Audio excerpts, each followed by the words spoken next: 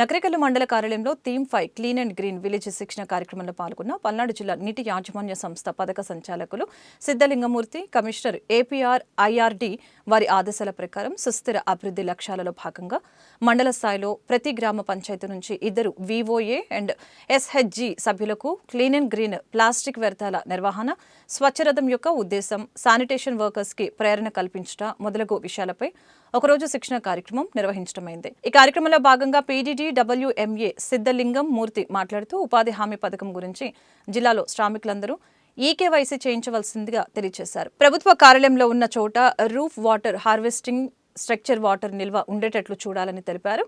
అలాగని కార్యక్రమంలో MPDO Kasaiah, deputy MPDO KV Prasad తదితరులు పాల్గొన్నారు. బిల్డింగ్స్ ఉన్నటువంటి చోట ఈ roof water harvesting structures every బిల్డింగ్కు ఉండేటట్లు చూడాలన్నది మన గౌరవ కలెక్టర్ గారి యొక్క ఉద్దేశము.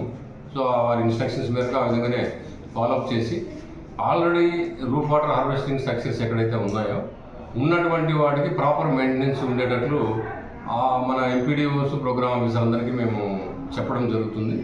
అదేవిధంగా ఎక్కడైతే ఇంకా కన్స్ట్రక్షన్ అవసరమో అక్కడ వాటన్నిటికి కూడా ఇప్పుడు మనం మండల ప్లాన్స్ తయారు చేస్తూ ఎంపీడీఓల ద్వారా మండల ప్లాన్స్ సబ్మిట్ చేయమని చెప్పడం జరిగింది.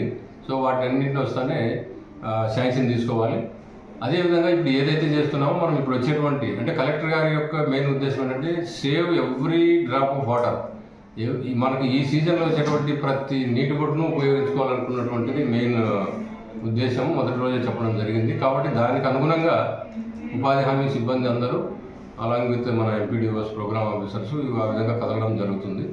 సో వాటర్ హార్వెస్టింగ్ వర్క్స్ చాలా ప్రయారిటీగా తీసుకోవడం జరుగుతుంది. తర్వాత జిల్లాలో ఇంకొక అంశం ఏంటంటే ప్లాంటేషన్కి సంబంధించి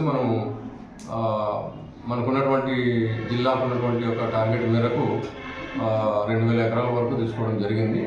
ఇంకా అక్కడక్కడ మనకు కొంచెం ఇంకా 400 నుంచి 500 ఎకరాల వరకు బ్యాలెన్స్ ఉంది. అది కూడా ఈ వారంలో మొత్తం కంప్లీట్ చేయాలని చెప్పేసి, ప్లాంటేషన్ కంప్లీట్ చేయాలని చెప్పేసి మనం ఇన్స్ట్రక్షన్స్ ఇవ్వడం జరిగింది. అదొక కార్యక్రమం నడుస్తూ ఉంది. సో ఈ ముఖ్యమైనటువంటి కార్యక్రమాలతో పాటు మిగిలినటువంటి పారామీటర్స్ ఏవైతే ఉన్నాయో వాటిని కూడా ఉపాధి హామీ ద్వారా చేయించడం జరుగుతుంది.